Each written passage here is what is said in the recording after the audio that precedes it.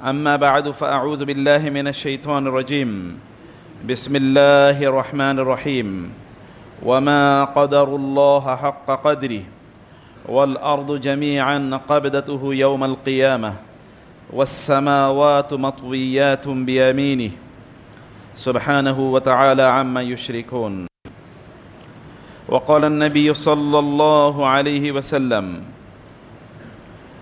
طلب العلم فريضة على كل مسلم আল্লাহ সুবহানাহু ওয়া তাআলা শুকর আদায় করছি তিনি আমাদেরকে আজকের এই জুমার সালাতের উদ্দেশ্যে তার পূর্বের খুতবার জন্য মসজিদে আসার তৌফিক দান করেছেন বলি আলহামদুলিল্লাহ।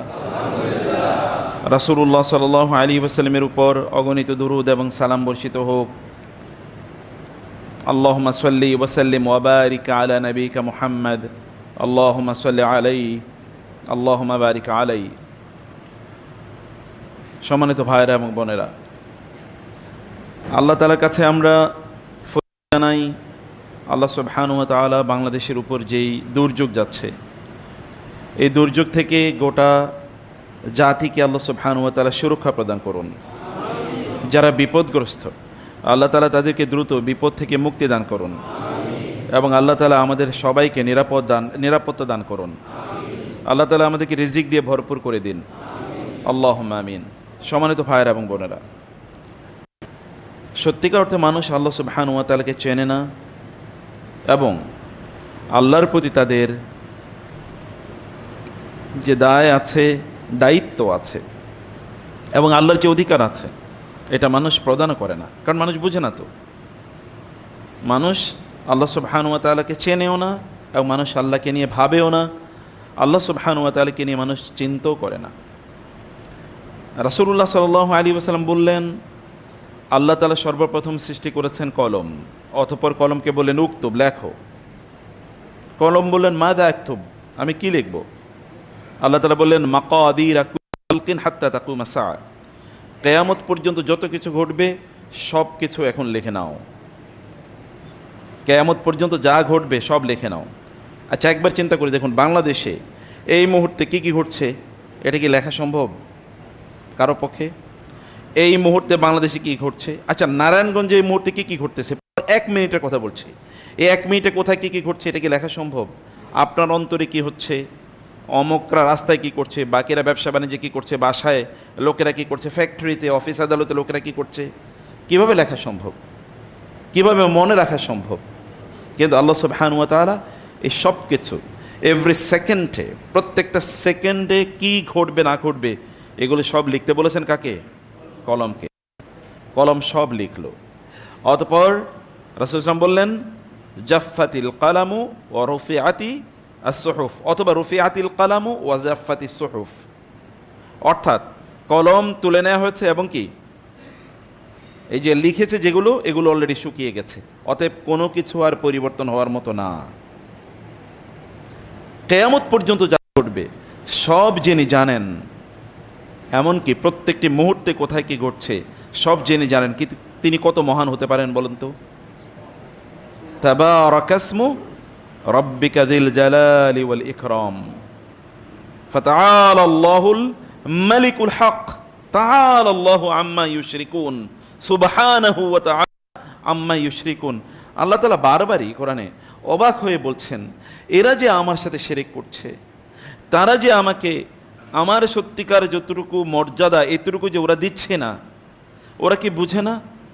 ওরা যে আমার ব্যাপারে এই ধারণা পোষণ করছে, আমার ব্যাপারে তাদের যেই ভুল ধারণা, দুর্বল ধারণা অথবা জুলুমপূর্ণ ধারণা, এগুলো থেকে আমি অনেক অনেক উঁচু, অনেক অনেক উপরে। সূরাতে মারিয়ামে আল্লাহ তাআলা এই কারণে বলেছেন তাকাদুস সামাওয়াতু ইয়াতাফাত্তারনা মিনহু ওয়া তানশাক্কুল আরদু ওয়া তাখিরুল জিবালু হাদ্দা আন দাউ লির রহমানি ওয়ালাদা। লোকেরা যে আল্লাহর সাথে শিরক করে, তার মানে আল্লাহ সুবহানাহু ওয়া তাআলাকে তারা তার সত্যিকার মর্যাদা দেয় না, তারা শরিক করে। যখন তারা শরিক করে তখন আসমানগুলো, জমিনগুলো, এমনকি পাহাড়গুলো মনে হচ্ছে যেন কাঁপতে থাকে এবং চূর্ণ বিচূর্ণ হয়ে যাবে ভয়ে। আন দাউ লির রহমানি ওয়ালাদা, কারণ তারা আল্লাহ সুবহানাহু ওয়া তাআলার সাথে শিরক করছে, আল্লাহর সন্তান আছে বলে তারা দাবি করছে।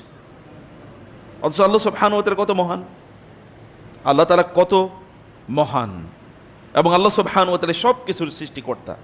প্রত্যেকটি মুহূর্তে কি হচ্ছে না হচ্ছে এগুলো সব তিনি আগেই নির্ধারণ করে রেখেছেন। এরপরেও আল্লাহ তাআলা আমাদেরকে এখতিয়ার দিয়ে দিয়েছেন যে ঠিক আছে, তুমি তোমার কাজের সিদ্ধান্ত নিতে পারো, কারণ আমি তোমার ব্যাপারে কি সিদ্ধান্ত নিয়ে রেখেছি তাতেও তো না। অতএব ইউ ক্যান চুজ এনিওয়ে, তোমার নিজের জন্য তুমি যে কোনো পথ এবং পদ্ধতি বেছে নিতে পারো। আমরা দেখুন আজকে রিজিক নিয়ে কি পরিমাণ টেনশনের মধ্যে আছি প্রত্যেকটা মানুষ, কিন্তু আল্লাহ তাআলা কি আমার রিজিক নির্ধারণ করে রাখেননি? রিজিক কি কেবলমাত্র আমাদের টাকা পয়সা, ব্যাংকে কত টাকা আছে তার মধ্যে সীমাবদ্ধ? এর বাইরে কি রিজিক নাই? আছে কি না? এই ইসলাম কি রিজিক না? আজকের জুমার সালাত কি রিজিক না? আপনি যে দিন বুঝেছেন এটা কি রিজিক না? আপনার পরিবারে যে সদস্যরা আছে, আপনি স্ত্রী আছে, সন্তান আছে, স্বামী আছে, পিতা মাতা আছে, এমনকি আপনি যে সুস্থ, এটা কি রিজিক না? আপনি যে নিঃশ্বাস নিচ্ছেন এটা কি রিজিক না? নিঃশ্বাস যারা না নিতে পারে, যাদের শ্বাস প্রশ্বাসে কষ্ট হচ্ছে, তাদেরকে একবার জিজ্ঞেস করে দেখুন তো এটা রিজিক কিনা। আপনার যে শরীরের অঙ্গ প্রত্যঙ্গগুলো ফাংশন করছে, এটা কি রিজিক না? যদি না হয়ে থাকে তাহলে একবার হসপিটালে যান, গিয়ে দেখেন যে কোনটা রিজিক। তাহলে আমরা কিসের মোহে অথবা কিসের টেনশনে আমরা আছি? রিজিক তো আল্লাহ আগেই নির্ধারণ করে রেখেছেন। ওয়াফিস সামাই রিজকুকুম ওয়া মা তুআদুন ফাওয়ারাব্বিস সামাই ওয়াল আরদি ইন্নাহু লাহাক্কুম মিসলা মা আনতুম তানতিকুন। আল্লাহ তাআলা বললেন তোমাদের কাজ তো হচ্ছে আমার ইবাদত করা। ওয়া মা খালাকতুল জিন্না ওয়াল ইনসা ইল্লা লিয়াবুদুন মা উরিদু মিনহুম মির রিজকিন ওয়া মা উরিদু আন ইউতঈমুন ইন্নাল্লাহু ওয়ার রাজ্জাকু যুল কুওয়াতিল মাতিন। আল্লাহ তাআলা বলেছেন আমি তো তোমাকে আমার ইবাদতের জন্য তৈরি করেছি। ইবাদত মানেই কেবলমাত্র নামাজ পড়া না। ইবাদত কেবল মসজিদে এসে ইবাদত করে না, মসজিদের বাইরে ইবাদত নাই, আছে কি না? আপনি হালাল খাওয়া কি ইবাদত না? হারাম থেকে বেঁচে থাকা ইবাদত না? আপনি ব্যবসা বাণিজ্য করবেন সেটা কি ইবাদত না? চাকরি বাকরি করবেন সেটা ইবাদত না? এভরিথিং ইবাদত। যদি এটা কার জন্য হয়? আল্লাহর জন্য হয় এবং রাসূলের তরিকা মোতাবেক হয়। এমন অনেক লোক আছে তারা নামাজে প্রচণ্ড কি অধ্যবসায়ী, খুবই নামাজি, কিন্তু খায় হারাম, চাকরি করে হারাম, ব্যবসা করে হারাম, অথবা অন্যের সম্পদ লুণ্ঠন করেছে, কারো জমিন দখল করেছে, কারো উপর জুলুম করছে। এরকম বহু লোক আছে, কিন্তু সে হালাল থেকে বেঁচে থাকে, হারাম থেকে বেঁচে থাকে, হালাল খায়, হালাল খাওয়ার চেষ্টা করে, কিন্তু হালাল চলে না। এমন অনেক লোক আছে তাদের ইনকাম হালাল কিন্তু তাদের কি খাওয়াটা হারাম। এমন অনেক লোক আছে যাদের ইনকাম হারাম কিন্তু সে খায় হালাল। এই খেয়ে লাভ কি? ইনকাম হারাম, আপনি খাচ্ছেন হালাল। এমন বহু লোক আছে তারা হয়তোবা মুরগিটা যখন বাজারে যায়, মুরগিটা আল্লাহর নাম নিয়ে জবাই হচ্ছে কিনা এটা ব্যাপারে প্রচণ্ড সাবধান। এমনকি যার কাছ থেকে মুরগি কিনে ওই লোকেরা বলে এই আল্লাহর নাম নিয়ে জবাই করবা, কিন্তু ওর টাকাটা কিন্তু হারাম। আল্লাহর নাম নিয়ে জবাই করার সাথে সাথে হালাল হয়ে যাবে? টাকাটা তো তার হারাম। বুঝেন নাই কথা? সুদের টাকা, ঘুষের টাকা, অথবা কারো কাছ থেকে দুর্নীতি করে, কারো সম্পদ লুণ্ঠন করে, হারাম জিনিস বিক্রি করে, অথবা কারোর সাথে প্রতারণা করে সে যেটা ইনকাম করেছে এটা দিয়ে যেই কেনা হালাল, যে খাদ্যটা সে কিনেছে খাদ্যটা হালাল হতে পারে, কিন্তু তার জন্য এটা হালাল না। কারণ আমরা সত্যিকার অর্থে আল্লাহ সুবহানাহু ওয়া তাআলা এর ইবাদত আসলে করি না। অথচ আমরা যদি আল্লাহর বাউন্ডারিতে থাকতাম তাহলে আল্লাহ তো আপনার জন্য আগেই নির্ধারণ করে রেখেছেন সব কিছু। আপনার তো কোনোভাবেই আল্লাহর যদি বান্দা আপনি হয়ে থাকেন তাহলে তো এটা আল্লাহর ইজ্জতের ইস্যু। ওই যে আল্লাহ সুবহানাহু ওয়া তাআলা আপনাকে কষ্ট দেবেন না, বা আল্লাহ তাআলা আপনাকে না খাইয়ে মারবেন না, এটা আল্লাহর ইজ্জতের ইস্যু। কারণ তিনি সৃষ্টি করেছেন, রিজিক দেওয়ার মালিককে তিনি, রব্বুল আলামিন, আলহামদুলিল্লাহি রব্বিল আলামিন, জগৎসমূহের রব তিনি, সৃষ্টিকর্তা তিনি। কেবল না, তিনি সৃষ্টি করে ক্ষান্ত হন নাই, তিনি কি করেছেন? সৃষ্টির পর প্রত্যেকের জন্য যা কিছু দরকার তা তিনি কি সব বন্টন করে দিয়েছেন। আহুম ইয়াকসিমুনা রাহমাত রাব্বিক নাহনু কাসামনা বাইনাহুম মাঈশাতাহুম ফিল হায়াতিদ দুনিয়া ওয়া রাফা'না বা'দাহুম ফাওকা বা'দিন দারাজাত লিয়াত্তাখিযা বা'দুহুম বা'দান সুখরিয়া ওয়া রাহমাতু রাব্বিকা খায়রুম মিম্মা ইয়াজমাউন। এই লোকেরা যা করছে তোমার রবের রহমতের চেয়ে অনেক অনেক উত্তম। আমি তাদেরকে সৃষ্টি করেই ক্ষান্ত হইনি, তাদের যা প্রয়োজন তা আমি তাদেরকে দিয়ে দিয়েছি। নাহনু কাসামনা বাইনাহুম মাঈশাতাহুম, কে কেবল জীবন যাপন করবে, কেমন জীবন যাপন করবে, এটা আমি বন্টন করে দিয়েছি। সম্মানিত ভাইয়েরা এবং বোনেরা, আল্লাহ তাআলা বলেছেন অফিস সামাই রিজক, সূরাতুজ জারিয়াতে, অফিস সামাই রিজকুকুম ওয়া মা তুআদুন। আসমানে তোমাদের রিজিক বন্টন হয়। রিজিক আসে কোথায়? আপনি যদি মনে করেন জমিনে, ফ্যাক্টরিতে, কারখানায়, অথবা ইন্ডাস্ট্রিতে, অথবা অফিস আদালতে রিজিক বন্টন হয়, তাহলে আপনি ভুল করছেন। রিজিক বন্টন হয় কোথায়? আসমানে। রিজিক বন্টন করেন কে? আল্লাহ। অতএব রিজিক আসে উপর থেকে। অফিস সামাই, আসমানে, রিজকুকুম ওয়া মা তুআদুন ফাওয়ারাব্বিস সামাই ওয়াল আরদ। আল্লাহ বলছেন, আল্লাহ নিজেই বলছেন, আসমান এবং জমিনের কসম করে বলছি, ইন্নাহু লাহাক্কুম মিসলা মা আনতুম তানতিকুন, এই যে তোমরা যে কথা বলছো না, এই কথা বলাটা যেমন বাস্তব, এই কথাটাও বাস্তব যে আসমান থেকে তোমাদের রিজিক বরাদ্দ হয়। রিজিক বরাদ্দ হয় আসমানওয়ালার কাছ থেকে, আর আপনি জমিনওয়ালার কাছে দৌড়ে লাভ কি? জমিনওয়ালার কাছে আপনি দৌড়ান কেন? আর তার মানে আমরা বলি না যে আপনি কাজ না করে থাকবেন, আপনি কাজ করবেন বটে, কাজ করবেন হালালভাবে, ন্যায়ভাবে। আপনার রিজিক যা কিছু দেয়ার তিনি হালালভাবে দিল তিনিই দেবেন, হারামভাবে দিল কে দেবেন? তিনিই দেবেন। অতএব আপনি হারাম যখন ইনকাম করেন তখন আপনার নিজের সিদ্ধান্তে আপনি করছেন, অথচ এটা আপনার জন্য হালাল হিসাবে বরাদ্দ ছিল, আপনি চাইলে হালালভাবে এটি করতে পারতেন। মৌলিক প্রবলেম কোথায়? তা হলো আল্লাহ সুবহানাহু ওয়া তাআলাকে আমরা চিনি না, আল্লাহকে আমরা জানি না, আল্লাহকে আমরা বুঝি না, আল্লাহকে নিয়ে আমাদের চিন্তাও নাই, আল্লাহকে নিয়ে আমাদের কোনো কথাও নাই, সমাজে এটা নিয়ে আলোচনাও নাই, অন্য আলোচনা আছে, অথচ সৃষ্টিকর্তাকে নিয়ে কোনো আলোচনা নাই। আর তাকে নিয়ে আলোচনা করতে হলে তার ব্যাপারে জানতে হবে, জ্ঞান অর্জন করতে হবে। প্রিয় ভাইরা বোনেরা, কি করতে হবে? জ্ঞান অর্জন করতে হবে। আপনারা এখনই অনেকে আপনারা মনে করেন যে জ্ঞান অর্জন করা, তাইলে তো আমরা এখন বুড়ো হয়ে গেছি, জ্ঞান অর্জন করবো কোত্থেকে, কিভাবে? রাসূলুল্লাহ সাল্লাল্লাহু আলাইহি ওয়াসাল্লাম বললেন, কেউ যদি আমার এই মসজিদে আসে, মসজিদে নববীর কথা বলছেন, and it is applied to all the masajid of Allah, সকল মসজিদের জন্য সেম ইজ দি অ্যাপ্লিকেশন। কেউ আসলো, তার উদ্দেশ্য হলো দ্বীনি জ্ঞান অর্জন করা, তাহলে এই ব্যক্তি আল্লাহর রাস্তায় জিহাদ করলে যে সওয়াব পেত, এই ব্যক্তির আমলনামে সে সওয়াব লেখা হয়ে যাবে। আপনারা যখন জ্ঞান অর্জন করতে আসেন এইরকম একটা মর্যাদা হয়। রাসূলুল্লাহ সাল্লাল্লাহু আলাইহি ওয়াসাল্লাম বললেন, সফওয়ান ইবনে আসাল রাদিয়াল্লাহু তাআলা আনহু তিনি বর্ণনা করছেন, রাসূলুল্লাহ সাল্লাল্লাহু আলাইহি ওয়াসাল্লাম তিনি মসজিদে একটু হেলান দিয়ে তিনি বসা ছিলেন, একটা লাল বুরদা অর্থাৎ এই যে চাদর পরে তিনি বসা ছিলেন।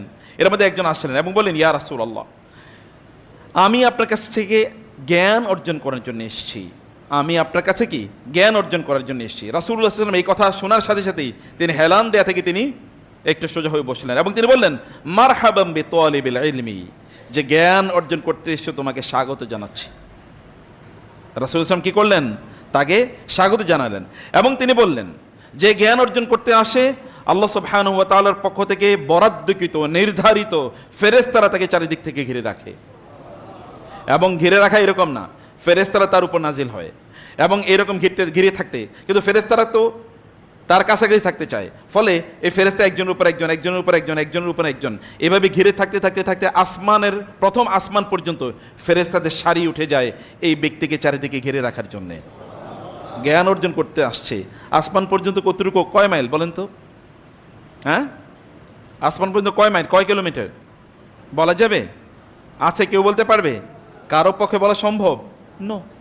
এতটুকু পর্যন্ত ফেরেশতারা এইভাবে এই ব্যক্তিকে স্বাগত জানানোর জন্যে এবং তার যে মর্যাদা, এই মর্যাদার কারণে তাকে চারিদিক থেকে ঘিরে রাখে ফেরেশতারা। রাসূলুল্লাহ সাল্লাল্লাহু আলাইহি ওয়াসাল্লাম বললেন, কোন একজন ব্যক্তি যদি জ্ঞান অর্জন করে তাহলে ফেরেশতারা ওই ব্যক্তির জন্য তার ডানাগুলো বিছিয়ে দেন, ফেরেশতারা ডানাগুলো বিছিয়ে দেন, ফেরেশতারা এই ব্যক্তির জন্য দোয়া করতে থাকে। শুধু তাই না, রাসূলুল্লাহ সাল্লাল্লাহু আলাইহি ওয়াসাল্লাম বললেন, এমনকি পিঁপড়াগুলো, সমুদ্রের বা নদীর পানির মাছগুলো পর্যন্ত এই ব্যক্তির জন্য আল্লাহর কাছে দোয়া করতে থাকে।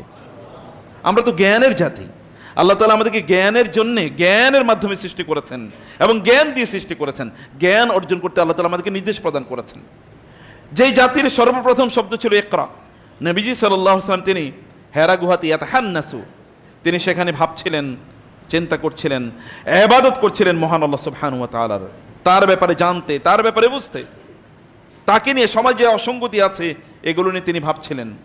এর মধ্যে কোনো এক রাতে যখন তিনি গভীর চিন্তায় আছেন, যখন তিনি একটু চিন্তা করতে করতে তিনি একটু তন্দ্রাচ্ছন্ন হয়ে পড়লেন, আলোর ফেরেশতা তার সামনে এসে বললেন, ইকরা, পড়ুন। তিনি বললেন, আমি তো পড়তে যাই না। ফেরেশতা তাকে জাপটে ধরলেন, তার বুকের সাথে একটু পিষ্ট করলেন, একটু চাপ দিলেন, চাপ দিয়ে ছেড়ে দিলেন 3 বার বলার পর তারপরে বলেন, ইকরা বিসমি রব্বিকাল্লাযী খালাক, আপনার রবের নামে পড়ুন, যিনি সৃষ্টি করেছেন। খালাকাল ইনসান মিন আলাক, মানুষকে তিনি আলাক থেকে সৃষ্টি করেছেন। যখনই আল্লাহ সুবহানাহু ওয়া তাআলার নামে পড়ার কথা বলা হলো, নবীজি সাল্লাল্লাহু আলাইহি ওয়াসাল্লাম তখন তিনি পড়া শুরু করে দিলেন। সেই যে পড়া শুরু, মানব জাতির ইতিহাসে এইরকম কোনো উত্থান অভ্যুত্থান এবং জ্ঞানের জন্য এমন আস্ফালন আর কখনোই ঘটে নাই যে লোকেরা জ্ঞান অর্জন করার জন্য তারা এই প্রান্ত থেকে ওই প্রান্তে ছুটে বেরিয়েছে। সাহাবায়ে কেরাম রাদিয়াল্লাহু তাআলা আনহুম কখনো কখনো আবু দারদা রাদিয়াল্লাহু কাছে একজন গেলেন, তিনি তখন দামেশকে, 1 মাসের রাস্তা অতিক্রম করে তার কাছে গেলেন এবং গিয়ে তার দরজায় টোকা দিলেন। বলে কে? বলে আমি অমুক। বলে কেন এসছো? বলে আমি এসছি আপনার কাছে নাকি একটা হাদিস আছে রাসূল সাল্লাল্লাহু আলাইহি ওয়াসাল্লামের, এই হাদিসটা জানার জন্য এসছি। বলে তুমি কি কোনো ব্যবসা করার জন্য আসনি, কারোর সাথে সাক্ষাৎ করার জন্য আসনি, কোনো উদ্দেশ্যে আসনি? বলে না, আমি কেবল এই হাদিসটি শোনার জন্য এসেছি। এবং তিনি হাদিসটি শোনার পরে তারপর ওইখান থেকে তিনি তার ওটের উপর চড়ে ওইখান থেকে তিনি চলে আসলেন, ভেতরে বসলেন না, চা পানি খাওয়া অথবা একটু খাদ্য খাওয়া, একটু বিশ্রাম নেওয়া তিনি তার জন্যও অপেক্ষা করলেন না। হাদিস তার শোনা শেষ, জ্ঞান অর্জন করা শেষ, তারপরে তিনি তার আবার তার গন্তব্যের উদ্দেশ্যে তিনি চলে আসলেন। এটা তো এমন জ্ঞান পাগল একটা জাতি। জ্ঞান অর্জন করা আল্লাহ সুবহানাহু ওয়া তাআলা তাদের জন্য ফরজ করে দিয়েছেন। কারণ আল্লাহ সুবহানাহু ওয়া তাআলাকে চেনার জন্য কি লাগবে? জ্ঞান লাগবে। জ্ঞান ছাড়া আল্লাহকে চেনা যাবে? এখন আমাদের অধিকাংশের অবস্থা কি বলেন? জ্ঞান অর্জনের জন্য আমাদের সময় আছে কিনা? অধিকাংশ লোকে মনে করেন যে জ্ঞান অর্জন করা আমার কাজ না, এটা হচ্ছে আলেমদের কাজ, আলেমরা শিক্ষা অর্জন করবে, আমরা একটু শুনবো তাদের, মসজিদে গিয়ে খুতবা শুনবো একদিন সপ্তাহে, অতএব আমাদের কাজ শেষ। আল্লাহকে একটু ভিক্ষা দিলাম যে তোমার জন্যে মসজিদে গিয়ে একটু খুতবা শুনলাম, ব্যাস, আর কোনো জ্ঞান অর্জনের কোনো প্রয়োজন নাই, কোনো ইস্যু না। অথচ আল্লাহ সুবহানাহু ওয়া তাআলা জ্ঞান অর্জন আমাদের জন্য ফরজ করে দিয়েছেন। সর্বপ্রথম শব্দ তিনি বলেছেন জ্ঞান অর্জন করো, পড়ো, ইকরা। শুধু এই না, এখানে যে 5টি আয়াত নাজিল হয়েছে সেখানে ইকরা আছে কয়েকবার, ইলম আছে কয়েকবার। ইকরা বিসমি রাব্বিকাল্লাযী খালাক, খালাকাল ইনসানা মিন আলাক, ইকরা আবার ওয়া রাব্বুকাল আকরাম আল্লাযী আল্লামা, 3 নম্বর ইনসানা মা লাম আল্লামাল ইনসানা আল্লাযী আল্লামা বিল কলম, আল্লাম আছে, কলম আছে, আল্লামাল ইনসানা মা লাম ইয়ালাম। 6 বার এখানে ইলম, 5টি আয়াতের মধ্যে 6 বার জ্ঞান শব্দটি আছে। জ্ঞান অর্জনের তাকিদ আছে, জ্ঞান অর্জনের যত উপকরণ আছে সকল উপকরণের কথা এখানে আছে। তাহলে আপনি জ্ঞান অর্জন না করে থাকেন কিভাবে? পড়াশোনা না করে আপনি থাকবেন কিভাবে? এটা থাকার তো কোনো সুযোগ বা সম্ভাবনাই নেই। একজন মুসলিম এটা কখনো করতেই পারে না। এবং প্রিয় ভাইরা, এই পৃথিবীতে যারা জ্ঞান অর্জন করেছে তারাই এগিয়ে আছে। মুসলিমরা গোটা পৃথিবী 1200 বছর পর্যন্ত শাসন করেছিল এবং মুসলিমরা জ্ঞানের উপর ভিত্তি করে গোটা পৃথিবী শাসন করেছে 1200 বছর। মুসলমানরা যখন জ্ঞান অর্জন করা ছেড়ে দিল তখন অন্যরা এগুলো দখল করে নিয়েছে। আপনি জানেন আমাদের এই অঞ্চলেও যখন ব্রিটিশরা যখন এই অঞ্চলটা দখল করে নিল তখন আমাদের শিক্ষা প্রতিষ্ঠানগুলো বন্ধ করে দিয়েছে এবং ওরা ইংলিশ স্কুল চালু করলো যে ওইখানে পড়বে। মুসলিমদের প্রতিষ্ঠানগুলো বন্ধ করে দিল। বন্ধ করে দেওয়ার কারণে কি? মুসলমানরা পিছিয়ে পড়লো। কারণ জ্ঞান যদি না থাকে তাহলে মানুষ অজ্ঞ থাকে, অজ্ঞ যদি থাকে তাহলে সে তার অধিকার বুঝে না এবং তার কল্যাণ সে বুঝে না এবং সে তার রবকে চেনে না। এবং আপনারা জানেন এই অঞ্চলে এত শিরক বেদাত কেন?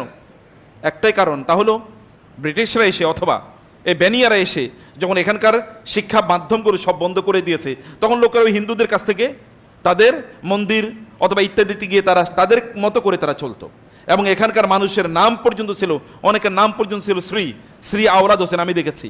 আপনি যদি এখন থেকে 100 বছর আগের বিভিন্ন যদি জমির দলিলগুলো দেখেন, ওইখানে দেখেন মুসলমানদের নামের আগে শ্রী আছে কিনা। দেখেন 100 বছর আগের জমিন, দেখেন ওইখানে শ্রী লেখা আছে। মুসলমানদের নামের আগে তারা শ্রী লিখতো, কারণ ওরা মনে করতো ওদের মতো করে চলাই ফ্যাশন। যেমন এখন আমাদের লোকেরা মনে করে খ্রিস্টানদের মতো অথবা ইহুদিদের মতো চলা, ওয়েস্টের মতো, পশ্চিমাদের মতো করে চলার মধ্যে কি আছে? ফ্যাশন আছে। দেখেন নাই গত 1 মাস জুড়ে খেলার জন্য আমাদের জাতি, বিশ্ববিদ্যালয়ের ছাত্ররা অথবা এমনকি মাদ্রাসার ছাত্ররা কেউ পিছিয়ে নাই। এমন দেখেছে যে ভিক্ষা করছে, সেখানেও কি ওই দেশের জার্সি পরে ভিক্ষা করতেছে, ভিক্ষা করছে ওই দেশের জার্সি পরে। সারা রাত জুড়ে এদের পড়াশোনা নাই, সারা রাত জুড়ে হুল্লু নিয়ে আছে। এবং যেই দেশের খেলা হয় ওই দেশের পত্রিকাতে ছাপা হয় যে আমাদের দেশে তো লোকেরা এই খেলা নিয়ে এত পাগল না, বাংলাদেশের মানুষ যে পরিমাণ পাগল। মানে মনে হচ্ছে যেন আমরাই ওখানে খেলছি অথবা আমাদের এরাই এখানে খেলাধুলা করছে, এরকম একটা অবস্থা। ওদেরকে তাদের মতো হওয়া, তাদের মতো একটু জামা কাপড় পরা, তাদের স্টাইলে কথাবার্তা বলা, এগুলোকে এখন আমরা কি মনে করছি? একটু জাতি উঠা। তখন অবস্থা ছিল এরকম। আমেরিকাতে যখন আফ্রিকানদেরকে ধরে নিয়ে স্লেভ অর্থাৎ ক্রীতদাস আকারে বিক্রি করে দেওয়া হতো, তাদের জন্য পড়াশোনা করা নিষিদ্ধ ছিল। পড়াশোনা করা কি নিষিদ্ধ ছিল। এবং ওইখানকার একজন সর্বপ্রথম তিনি পড়াশোনা করে, তার নাম ফ্রেডরিক। তিনি বলেন an educated mind cannot be enslaved. কেউ যদি শিক্ষা অর্জন করে তাহলে কোনোদিন তাকে ক্রীতদাস আকারে রাখা যায় না। তারা পড়াশোনা করা শুরু করে দিল। এখনও যদি আপনি ইউরোপ আমেরিকাতে দেখেন তাহলে দেখবেন ওখানে খেলাধুলায় হচ্ছে নিগ্রোরা, সিনেমা নাটকে নিগ্রোরা, গান বাদ্যে নিগ্রোরা, এগুলোতে নিগ্রোরা। ওইখানে সায়েন্টিস্ট, বিজ্ঞানী অথবা ধরেন ওইখানকার বড় ইউনিভার্সিটির প্রফেসর, এরকম খুব কম খুঁজে পাবেন যারা কি নিগ্রো। ও এখনও তাদেরকে ওই জায়গায় ঠিক ওই রকম অ্যাক্সেস দেওয়া হয় না। এখন ওইরকম অ্যাক্সেস দেওয়া হয় না। কঙ্গোতে যখন বেলজিয়াম এর জানেন, যখন ওই দেশটা তারা দখল করে, ওইখানকার 1 একর জমিন তারা নিয়েছে 100 বছরের জন্য চুক্তি, বাংলাদেশের টাকায় 3 টাকা করে দেবে প্রতি বছরে। এবং ওইখানে তারা কি লবণ অথবা ধরুন ওইখানে এই যে নীল ইত্যাদি তারা চাষ করতো, রাবার চাষ করতো, তারা ওদেরই জমিন ওদের কাছ থেকে লিজ নিয়ে ওদেরকে দেওয়া হতো বছরে 3 টাকা করে 1 একরের জন্য, এবং তারপরে ওরাই ওইখানে আবার লেবার হিসেবে চলতো। কিন্তু তাদের জন্য কোনো শিক্ষা প্রতিষ্ঠান করে নাই, ওদের জন্য শিক্ষা প্রতিষ্ঠান করেছে। একটা মাত্র শিক্ষা প্রতিষ্ঠান করেছে কঙ্গোর রাজধানীতে, একটা মাত্র শিক্ষা প্রতিষ্ঠান, যেই শিক্ষা প্রতিষ্ঠানে ওদের ফ্যাক্টরিতে যারা বড় শ্রমিক, এই নিগ্রো শ্রমিক, তারা কেবলমাত্র পড়াশোনা করবে, আর কেউ পড়াশোনা করতে পারবে না।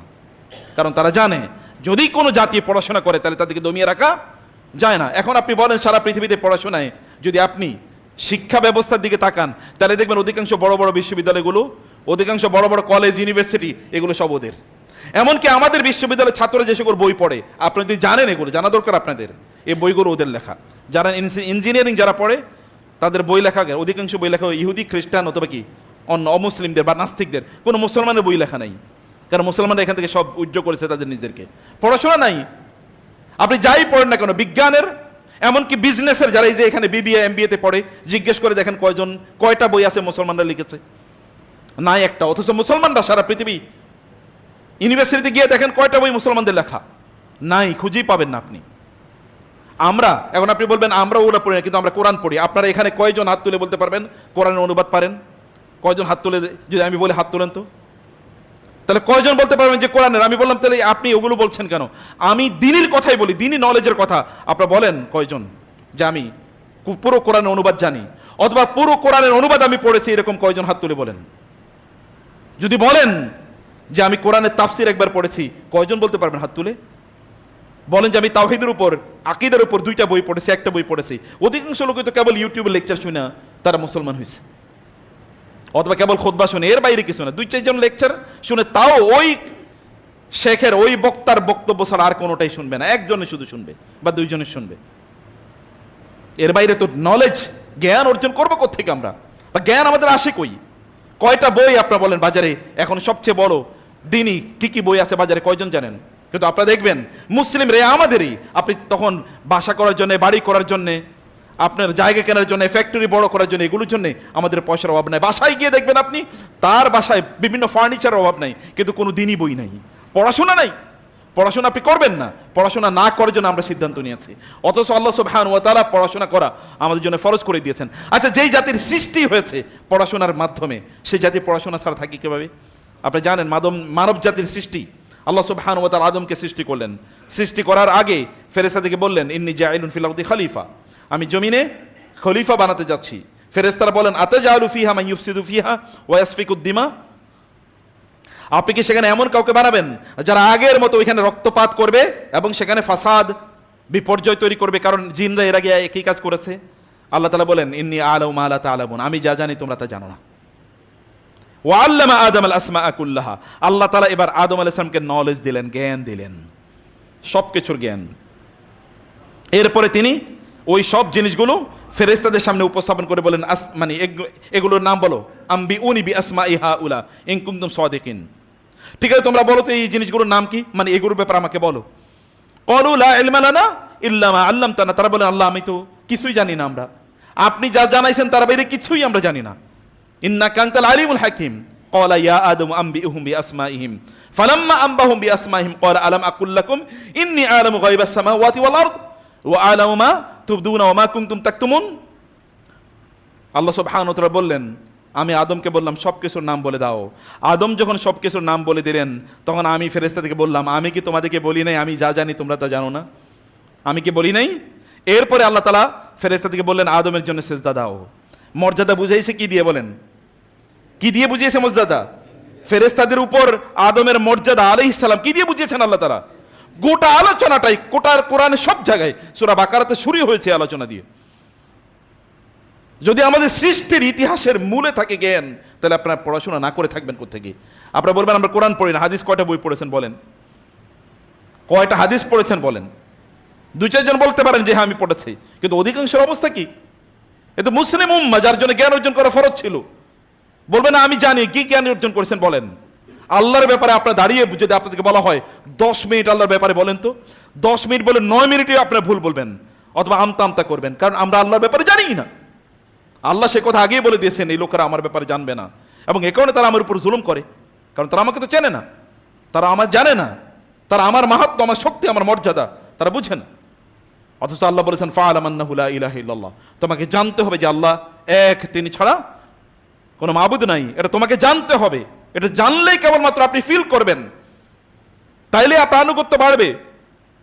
সাহাবায়ে কেরাম রাদিয়াল্লাহু তাআলা আনহুম আজমাইন, রাসূলুল্লাহ সাল্লাল্লাহু আলাইহি ওয়াসাল্লামের ইবাদত তো আমাদের মতোই ছিল, কিন্তু তাদের ইবাদতের মর্যাদা এত বেশি কেন? ইবাদতের মর্যাদা বেশির কারণ কি? আল্লাহ সুবহানাহু ওয়া তাআলাকে তারা যা জানতেন, নবীজি সাল্লাল্লাহু আলাইহি ওয়াসাল্লাম কি কথা বলেন নাই? ওয়াল্লাহি, আল্লাহর কসম করে বলছি, ইন্নী লাআলামুকুম বিল্লাহ, আমি তোমাদের মধ্যে আল্লাহকে সবচেয়ে বেশি চিনি, আমি তোমাদের মধ্যে আল্লাহর ব্যাপারে সবচেয়ে বেশি জানি, আমি তো আল্লাহকে তোমাদের চেয়ে বেশি চিনি, এবং এই কারণে আমি তোমাদের চেয়ে বেশি আল্লাহকে ভয় পাই এবং আল্লাহকে আমি স্মরণ করি, আল্লাহ সুবহানাহু ওয়া তাআলাকে আমি ভালোবাসি। সম্মানিত ভাইরা এবং বোনেরা, সে কারণে বলছি আপনি জ্ঞান অর্জন করুন প্লিজ। জ্ঞান অর্জন, জ্ঞান থেকে দূরে রাখা এটা ফেরাউনি কাজ। ফেরাউন তার জাতিকে ফাস্তাখাফা কওমাহু ফাআতাউহু এবং ইন্নাহুম কানু কওমান ফাসিকিন, আল্লাহ তাআলা বলেন ফেরাউন তার জাতিকে, অর্থাৎ এই বনি ইসরাইল, ওদেরকে, ইহুদিদেরকে, তৎকালীন যারা বনি ইসরাইল ছিল তাদেরকে পড়াশোনা থেকে বঞ্চিত রেখেছিল এবং তার জাতিকে পড়াশোনা করতে দেয় নাই, এবং এর মাধ্যমে যেহেতু এরা ছিল মূর্খ, অতএব তারা ফেরাউন যা বলতো তাই মেনে নিত। ফেরাউনই আমাদের গড, ফেরাউনই আমাদের দেবতা, ফেরাউনই তারা উপাসনা করতো আল্লাহকে বাদ দিয়ে। আপনি জানেন তো জাহেলিয়াতের যুগ কেন বলা হয় জাহেল? জাহেল মানে কি বলেন তো? আইয়ামে জাহেলিয়া, জাহেলিয়া মানে কি? হ্যাঁ, মূর্খতার, অজ্ঞতার যুগ, অন্ধকারের যুগ, অজ্ঞতার কারণে। অতএব অন্ধকার এবং অজ্ঞতা এটা প্যারালাল, এটা সমান, এটা সমান্তরাল। অজ্ঞতা এবং অন্ধকার কি সমান্তরাল। লিতুখরিজ, আল্লাহ তাআলা বলেছেন যিনি আপনার উপর কিতাব নাজিল করেছেন, লিতুখরিজাহুম মিনাজ যুলুমাতি ইলান নূর, লিয়ুখরিজাহুম মিনাজ যুলুমাতি ইলান নূর, যেন তিনি এই কিতাবের মাধ্যমে মানুষকে অন্ধকার থেকে আলোর পথে নিয়ে আসতে পারেন। কিতাব আপনাদের কাছে আছে, তিবিয়ানা লিকুল্লি শাই মা ফাররাতনা ফিল কিতাবি মিন শাই, এই কিতাবে এমন কোন জিনিস নাই যেটা আমি বর্ণনা করি নাই। এই কিতাবে সবকিছু আমি তিবিয়ানা লিকুল্লি শাই, সব আমি বর্ণনা করে দিয়েছি। ওয়ালাউ আন্নাহুম আকামুত তাওরাত ওয়াল ইনজিল, যদি তারা তাওরাত এবং ইনজিলে যে কথা আছে এই কথা তারা যদি মানতো, এই কথা অনুসারে তারা যদি চলতো, এবং একই কথা কোরআন জন্য প্রযোজ্য, লা আকালু মিন ফাওকিহিম ওয়া মিন তাহতি আরজুলিহিম, তাহলে তারা এমন ভাবে আমি তাদেরকে রিজিক দিতাম যে তাদের উপর থেকেও তাদের জন্য রিজিক নাজিল হতো, জমিন থেকেও তাদের জন্য রিজিক উচ্চারিত হতো, উভয় দিক থেকে তাদের জন্য রিজিক আসতো। প্রিয় ভাইরা বোনেরা, জ্ঞান আপনাকে সত্যিকার অর্থে ধনী বানায়। আমরা কেবল সম্পদ, যেটা আমি শুরু করেছি, সম্পদ কেবলমাত্র আমরা ব্যাংকের ব্যালেন্সের উপর, ফ্যাক্টরির মালিকের উপর, অথবা সম্পদের কতগুলো বাড়ির মালিক আমি, এগুলোর উপর কেবল আমি, কতগুলো ডিজিট আমার ব্যাংকে আছে, ডিজিটের সংখ্যা কত, এটাকে 1 মিলিয়ন নাকি 1 বিলিয়ন, এটা 1 কোটি নাকি 1 লক্ষ, কত হাজার, তার উপর নির্ভর করছে আমি ধনী কতটুকু হচ্ছি। তো আপনার ধন তো ভেতর থেকে, ধন তো বাইরে না। বাইরের ধন আপনি কেন খুঁজছেন? আপনার ইন্টারনাল, আভ্যন্তরীণ ধন কই, সম্পদ কই? আপনি দেখেন না জ্ঞানীদেরকে আল্লাহ সুবহানাহু ওয়া তাআলা কিভাবে সম্মান দিয়েছেন।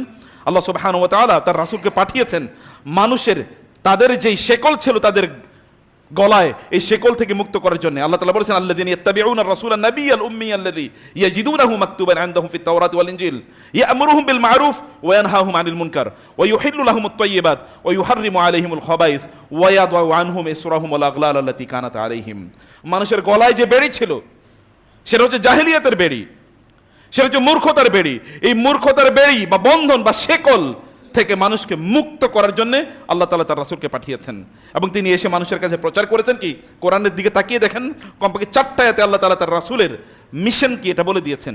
হুয়াল্লাযী বাআসা ফিল উম্মিয়িনা রাসূলা, সূরা জুমার 2 নম্বর আয়াত, যিনি উম্মিদের মাঝে, উম্মি মানে কি নিরক্ষর, যারা লেখা পড়া জানতো না, তারা বলেছেন নাহনু উম্মাতুন উম্মিয়া লা নাকতুবু ওয়া লা নাহসুব, আমরা এমন একটা জাতি, আমরা লিখতে জানি না, পড়তে জানি না, এবং আমরা অঙ্ক জানি না, আমরা গণতে জানি না, এরকম একটা জাতির মধ্যে তিনি এসেছেন।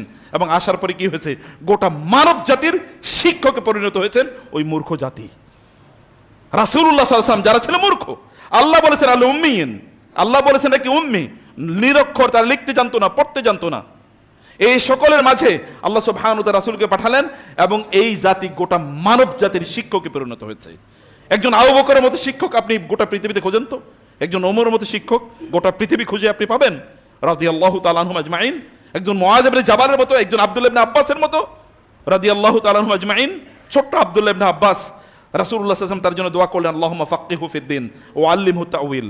হে আল্লাহ, তুমি তাকে দ্বীনের গভীর জ্ঞান দাও এবং কোরআনের ব্যাখ্যা তাকে জানাও। তিনি সবচেয়ে ছোট সেই সময়ের কাল, রাসূল তার জন্য দোয়া করলেন। সাহাবায়ে কেরাম, সিনিয়র সাহাবায়ে কেরামরা তখনও সমাজে আছেন। তিনি তারই একজন আনসারী ভাইয়ের সাথে বললেন, চলো, এখনো সিনিয়র সাহাবীরা এখনো আছেন, চলো আমরা তাদের কাছে যাই, তাদের কাছ থেকে জ্ঞান অর্জন করি, রাসূল যে জ্ঞান রেখে গেছেন এরা তাদের কাছ থেকে নিয়ে আসি। তারা বললেন, তিনি বললেন, এখনো সাহাবীরা আছে, তোমার এই জ্ঞান অর্জন করার দরকার কি, এই তো আছেন, ওনাদের কাছে সব আছে। তিনি বললেন, আমি তাকে কনভিন্স করতে পারলাম না। এবার আমি একা একা সাহাবীদের কাছে যেতাম, গিয়ে বলতাম, তোমার কাছে রাসূলের রেখে যাওয়া কি জ্ঞান আছে আমাকে একটু বলো, কি হাদিস আছে এটা একটু আমাকে বলো, কি কথা আছে। এগুলো আমি শুনতাম, শুনতে শুনতে শুনতে শুনতে এখন এমন কোনো জ্ঞান নাই যেটা আমার কাছে নাই। সবার কাছে যা আছে সব আমার কাছে অলরেডি চলে এসছে। এবং এমন একটা সময় আসলো যে লোকেরা কোন একটা ব্যাপারে, সেটা কি হাদিস, সেটা কি তাফসীর, সেটা কি ফিকহ, সেটা কি আকীদা, সেটা কি কবিতা, সেটা কি আরবের বংশনামা, সেটা কি যুদ্ধনামা, কি এমন কোন জিনিস নেই যেটা জানার জন্য তারা কার কাছে আসতো না, আব্দুল্লাহ ইবনে আব্বাসের কাছে রাদিয়াল্লাহু তাআলা আনহুম। ওইটা ওনার কাছে যাইলে পাওয়া যাবে। এবার এত পরিমাণ লোক আসা শুরু করলো তার কাছে যে তার বাসার সামনে প্রায় আধা কিলোমিটার 1 কিলোমিটার পর্যন্ত লোকের লাইন থাকতো। তিনি এবার দেখলেন এইভাবে তো সব লোকের সব প্রশ্নের উত্তর দেওয়া যায় না। এবার তিনি দিনগুলো ভাগ করে দিলেন। রোববারে আসবে তারা যারা ফিকহ সম্পর্কে জানতে চায়, সোমবারে আসবে তারা যারা তাফসীর সম্পর্কে জানতে চায়, মঙ্গলবারে আসবে তারা যারা হাদিস সম্পর্কে জানতে চায়। দিনগুলো ভাগ করে দিলেন। এরপর লোকদের লাইন, বিশাল বড় লাইন, সবাই তার কাছে আসছে জ্ঞান অর্জন করেছে। ওমর রাদিয়াল্লাহু তাআলা আনহু তার যে অ্যাসেম্বলি, রাষ্ট্র পরিচালনা করার জন্য তার যে মাজলিসে শুরা খাস, অর্থাৎ তার যে বড় পরামর্শক যেই গ্রুপটা ছিল, এখানে সব সিনিয়র সাহাবায়ে কেরাম ছিলেন, ওসমান, আলী রাদিয়াল্লাহু তাআলা আনহু, এরকম সাহাবায়ে কেরাম, আব্দুর রহমান ইবনে আউফ, এরা। সেখানে তিনি এই যে ইয়াং আব্দুল্লাহকে রাখছেন। অন্যরা বলতেন, এই ছোট্ট ছেলেটা আমাদের সাথে এরকম সিনিয়রদের সাথে আছে। তখন তিনি বলেছেন, বয়সে ছোট কিন্তু জ্ঞানে সবার চেয়ে বড়, এ কারণে আমি রেখেছি। জ্ঞান মানুষকে কোথায় নিয়ে যায়। আমরা সেই জাতি। আবু হুরায়রা রাদিয়াল্লাহু তাআলা 7ম হিজরিতে তিনি ইসলাম গ্রহণ করেছেন। 7ম হিজরিতে ইসলাম গ্রহণ করেছেন। তারপরে চিন্তা করে দেখেন, সবচেয়ে বেশি হাদিস বর্ণনা করেছেন কে? আবু হুরায়রা রাদিয়াল্লাহু। হাদিস আলোচনা করবেন কিন্তু আবু হুরায়রা রাদিয়াল্লাহু তাআলা নাম উচ্চারণ করবেন না, এটা হতেই পারে না, অসম্ভব, ইম্পসিবল। হাদিস পড়বেন 50টা, এর মধ্যে 40টাই দেখবেন আবু হুরায়রা রাদিয়াল্লাহু তাআলা বর্ণনা করছেন। কোত্থেকে এসেছে এই মর্যাদাকে, কে দিল? আবু হুরায়রা রাদিয়াল্লাহু বলেছেন, আল্লাহ রাসূল আমার জন্য দোয়া করেছেন, হে আল্লাহ, আবু হুরায়রার ভালোবাসা এবং তার মায়ের ভালোবাসা মানুষের অন্তরে তৈরি করে দাও। তিনি বললেন, আবু হুরায়রা বললেন, আমাকে দেখে কিন্তু আমাকে ভালোবাসে না, এরকম কোন লোক আমি খুঁজে পাই না। আল্লাহ রাসূল দোয়া করছে এটা জ্ঞানের কারণে। আমাকে দেখে কিন্তু আমাকে ভালোবাসে না, এমন কোন লোক আমি খুঁজে পাই না। জ্ঞান আপনাকে এরকম মর্যাদাবান করবে। আপনি সম্পদের মালিক হবেন, কিন্তু জ্ঞানের কাছে, জ্ঞানী ব্যক্তির কাছে গিয়ে আপনাকে বসে থাকতে হবে। জ্ঞানী ব্যক্তির কাছে গিয়ে আপনাকে বসে থাকতে হবে। জ্ঞান অর্জন না করে আপনি যান কোথায়, আপনি থাকছেন কোথায়? এই কারণেই তো অধিকাংশ লোক আল্লাহকে চেনে না। কারণ আল্লাহকে জানতে হলে অবশ্যই আপনাকে জ্ঞানী হতেই হবে। আপনাকে আল্লাহ সুবহানাহু ওয়া তাআলা সম্পর্কে আপনাকে জ্ঞান অর্জন করাই লাগবে। প্রিয় ভাইরা, সম্মানিত বোনরা, আল্লাহ সুবহানাহু ওয়া তাআলা তিনি আমাদের জন্য জ্ঞান অর্জনকে ফরজ করে দিয়েছেন। রাসূল সাল্লাল্লাহু আলাইহি ওয়াসাল্লাম বলেছেন, তলাবুল ইলমি ফারিদাতুন আলা কুল্লি মুসলিম। ফরজ আদায় করা, জ্ঞান অর্জন করা ফরজ। এটা কখনকার ফরজ? কেবল নামাজের সময় ফরজ? বুঝেন না আপনার কথা? জ্ঞান অর্জন করার ফরজ এটা 24 ঘন্টার ফরজ। কয় ঘন্টার? 24 ঘন্টা। আপনি যখন ব্যবসা বাণিজ্য করবেন তখন ব্যবসার জ্ঞান লাগবে না? হালাল হারামের জ্ঞান লাগবে কিনা? সেই জ্ঞান না থাকলে আপনি তো ওখানে হারাম কাজ করে ফেলবেন। আপনি মনে করবেন যে আমি সিগারেটই তো বিক্রি করতেছি, এটা আবার হারাম কি? আমি তো সিগারেটই বিক্রি করছি, অথবা আমি কি ওই যে জর্দাই বিক্রি করছি, এটা আবার হারাম কি? আমি তো ব্যবসাই করতেছি, হারাম কি? ব্যবসার মধ্যে আবার আমি এরকম বিশাল দাড়িওয়ালা লোকের দেখেছি, তারা বলছে ভাই ব্যবসার মধ্যে আবার হালাল হারাম কি? ব্যবসা তো ব্যবসায়ী, মজুদদার করে রেখেছে, মজুদ করে রেখেছে জিনিসগুলো, বাজারে হঠাৎ করে দাম বিক্রি করা বাড়ানোর জন্য জিনিস মজুদ করে রেখেছে। কিন্তু বিশাল দাড়িওয়ালা হজ করছে প্রতি বছর হজ করেছে, কিন্তু হজ করেছে কি দিয়ে? হারাম টাকা দিয়ে, মজুদ করে। রাসূল সাল্লাল্লাহু আলাইহি ওয়াসাল্লাম বলেছেন, আল মু'তাকিরু কাতিউন। কেউ যদি বাজারে পণ্যের ক্রাইসিস তৈরি করার জন্য অথবা আর্টিফিশিয়ালি হঠাৎ করে দাম বেড়ে যাবে এবং এর মাধ্যমে সে কি এক্সট্রা প্রফিট নেবে, এই উদ্দেশ্যে কেউ যদি কোনো পণ্য মজুদ করে রাখে, তাহলে ও আল্লাহর কাছে কিয়ামতের দিন পাপিষ্ঠ অপরাধী হিসেবে দাঁড়াবে। তাহলে এই ব্যক্তির ইবাদত দিয়ে কাজ হবে কি? আল্লাহর সামনে তো দাঁড়াইতেছে পাপী হিসাবে, অপরাধী হিসাবে।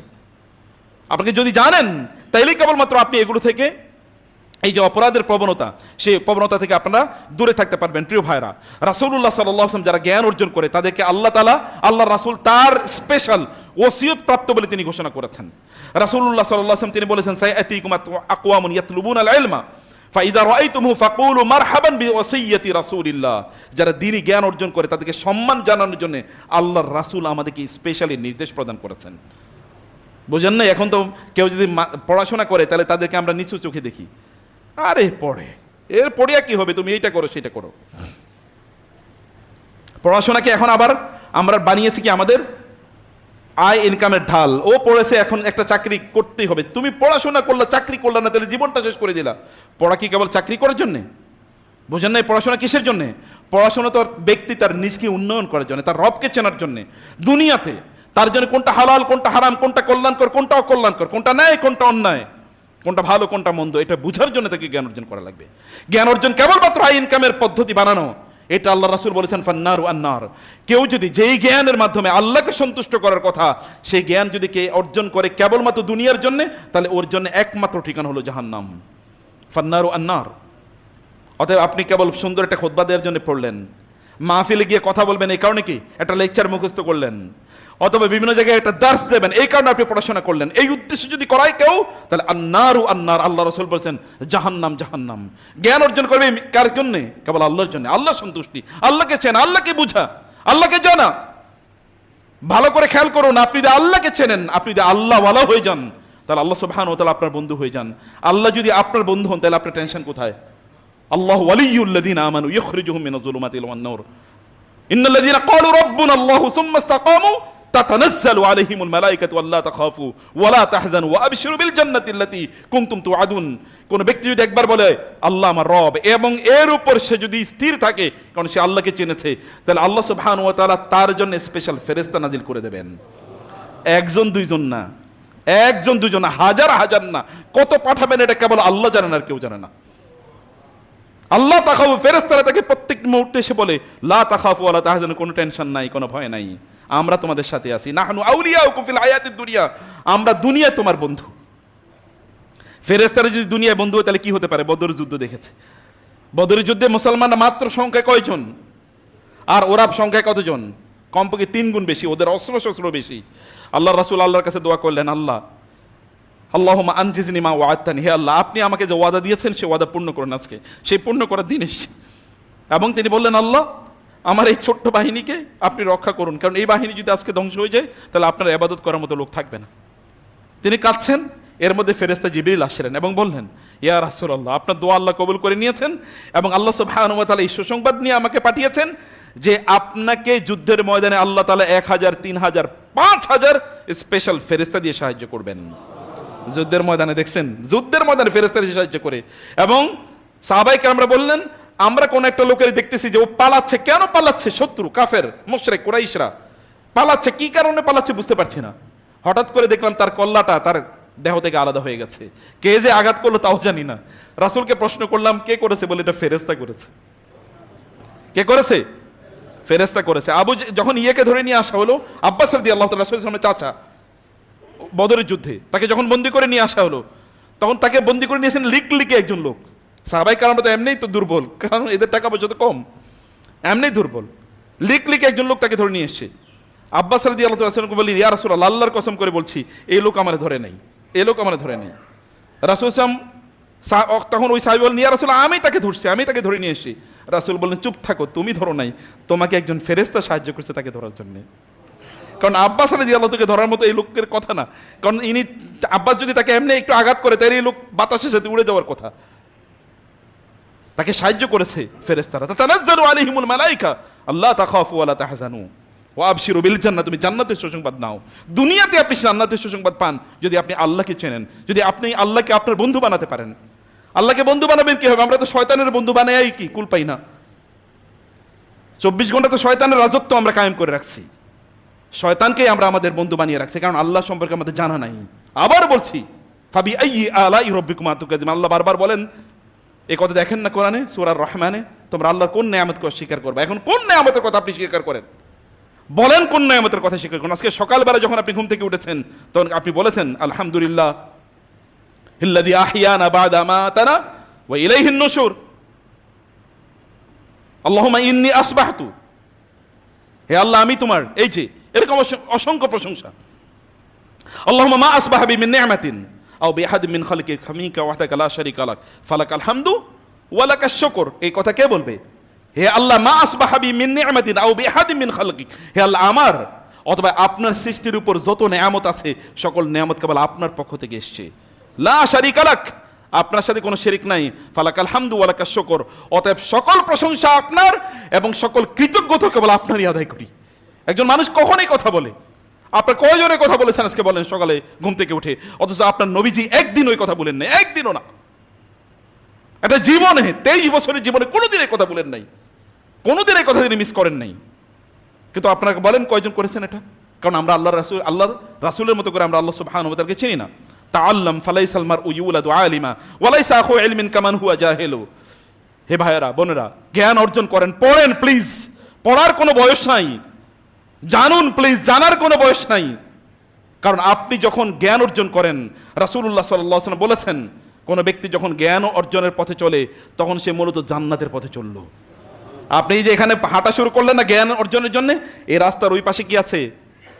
রাস্তার ওই পাশে আছে জান্নাত, রাস্তার শেষ প্রান্তে আছে জান্নাত। অথবা আপনি জান্নাতে যেতে চান, জ্ঞান অর্জনের পথ বাদ দিয়ে কেমনে সম্ভব? জ্ঞান অর্জনের পথ বাদ দিয়ে আপনি জান্নাতের পথে চলবেন কিভাবে?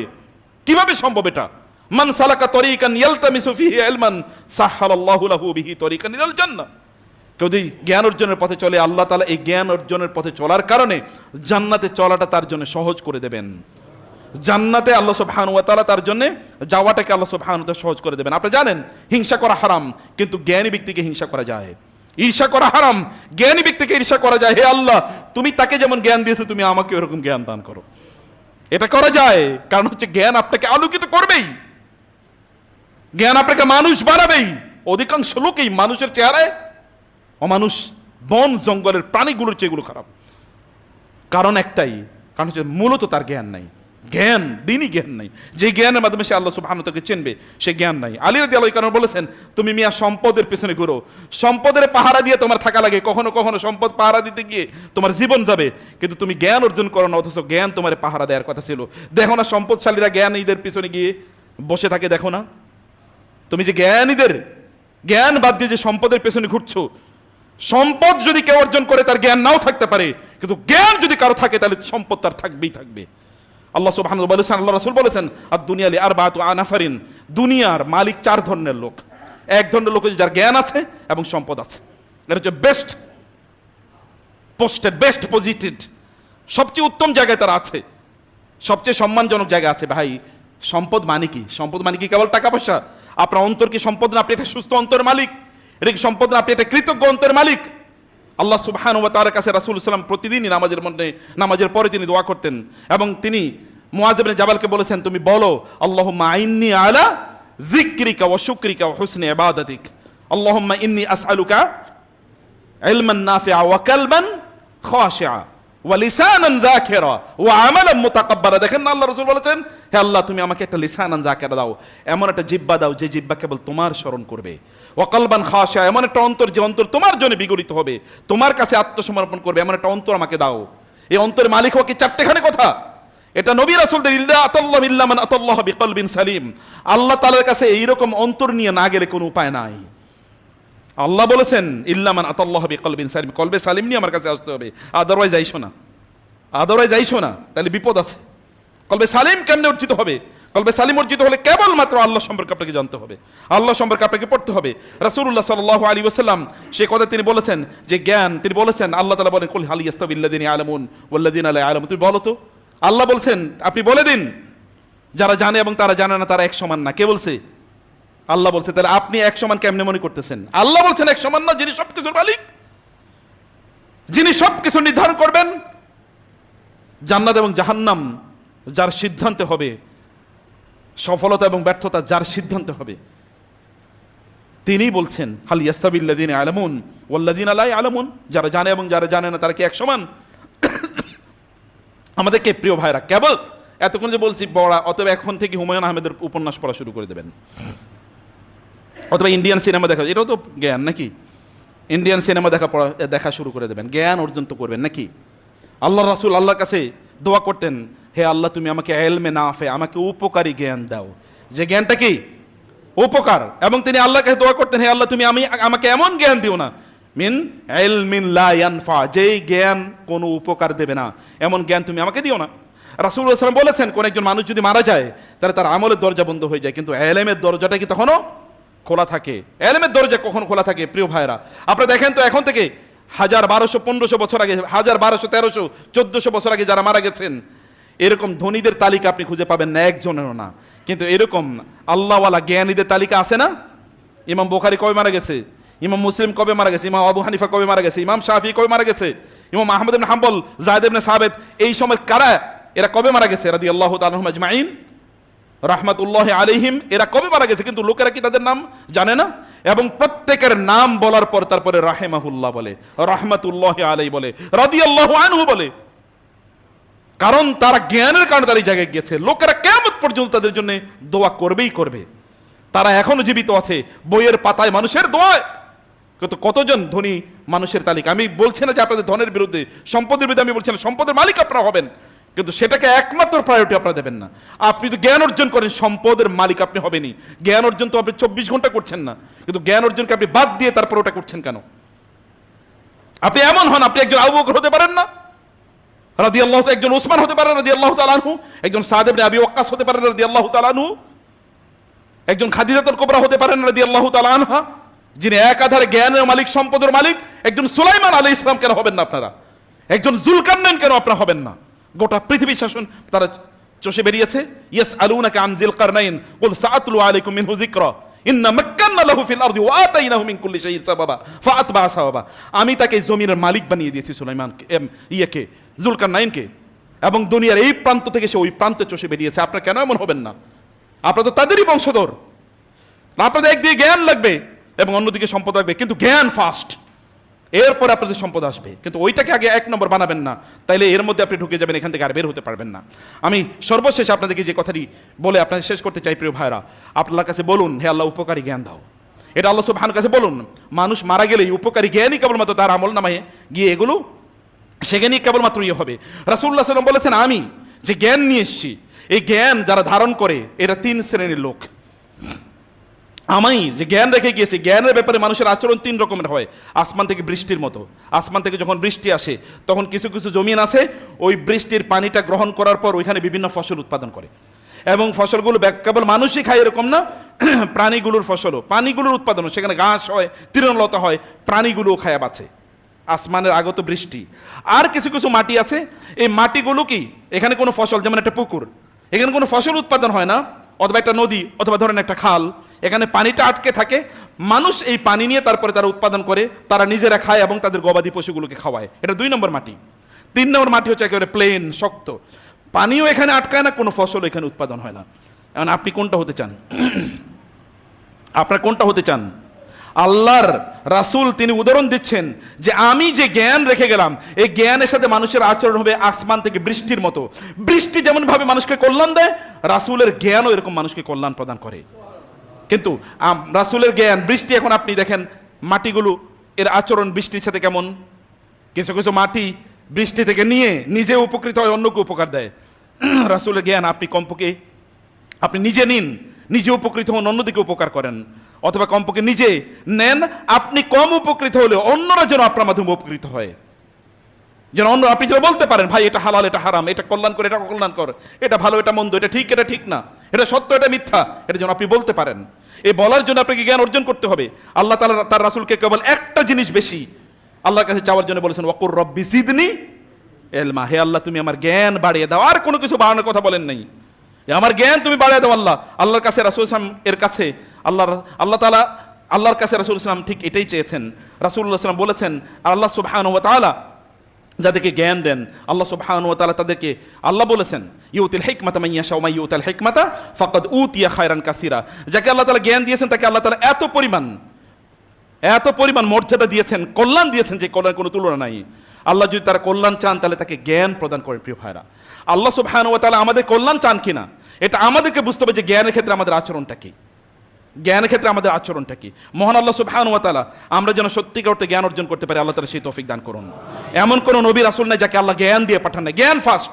সকল নবী রাসূলদের কথা একটাই, আল্লাহ তাআলা তাকে ওয়ালাম্মা বালাগা আশুদ্দাহু আতাইনাহু হুকমান ওয়া ইলমা ফাফাহামনাহু সুলাইমান ওয়া কুল্লানা আতাইনাহু হুকমান ওয়া ইলমা। আল্লাহ বলেছেন মুসা আলাইহিস সালাম, ইউসুফ আলাইহিস সালাতু ওয়াস সালাম, জাকারিয়া আলাইহিস সালাতু ওয়াস সালাম, সুলাইমান, দাউদ এবং ইব্রাহিম আলাইহিস সালামের কথা আমরা আগে বলেছি। সকল নবীকে আল্লাহ আগে জ্ঞান দিয়ে পাঠিয়েছেন, জ্ঞান বিতরণ ছিল নবী রাসূলদের কাজ। কিন্তু আপনারা পড়বেন এটা যেন না হয়। প্লিজ পড়ুন, কোরআন পড়ুন অর্থ বুঝে, হাদিস পড়ুন অর্থ বুঝে, রাসূলের জীবনী পড়ুন, আকীদার বই পড়ুন, হালাল হারামের বই পড়ুন, পৃথিবী কিভাবে পরিচালনা করবে সেটা জানুন। না জেনে থাকবেন না প্লিজ, যেটাই করবেন এটা জেনে করবেন, যাই করবেন তা জেনে করবেন। এবং এর মাধ্যমে ইয়ারফাউল্লাহু আল্লাযীনা আমানু মিনকুম ওয়াল্লাযীনা উতুল ইলমা দারাজাত, যারা জ্ঞান অর্জন করে আল্লাহ তাআলা তাদের মর্যাদা সবার চেয়ে উপরে উঠিয়ে দেন। আল্লাহ নিজে বলছেন কিছু কিছু সময় যুদ্ধ করা ফরজ, কিন্তু সবাই যুদ্ধের মধ্যে একসাথে ঝাঁপিয়ে পড়বে না। কিছু কিছু লোক তারা জ্ঞানের জন্য যুদ্ধ করবে, জ্ঞানের মাধ্যমে তারা যুদ্ধ করবে। ফালাউলা নাফারা মিন কুল্লি ফিরকাতিন মিনহুম তাওয়াইফাতুল লিয়াতাফাক্কাহু ফিদ্দিন ওয়া লিয়ুনযিরু কওমান ইযা রাজাউ ইলাইহিম। কেবলমাত্র যুদ্ধের ময়দানে সাহাবায়ে কেরাম যে সময়ও যুদ্ধের ময়দানে একদল জ্ঞান অর্জনের মাধ্যমে বা জ্ঞানের মাধ্যমে তারা যুদ্ধ করত, এখনো এমন একটা সময় আছে যখন আমাদেরকে জ্ঞানের মাধ্যমে যুদ্ধ করতে হবে। আল্লাহ সুবহানাহু ওয়া তাআলা যেন আমরা সত্যিকার অর্থে জ্ঞান অর্জন করতে পারি, আল্লাহ তাআলা আমাদেরকে সেই তৌফিক দান করুন। আল্লাহুম্মা আমিন। আকুলু কওলি হাযা ওয়া আস্তাগফিরুল্লাহ লি ওয়া লাকুম ওয়া লিসাইরিল মুসলিমিন ফাস্তাগফিরুহু ইন্নাহু হুয়াল গফুরুর রহিম।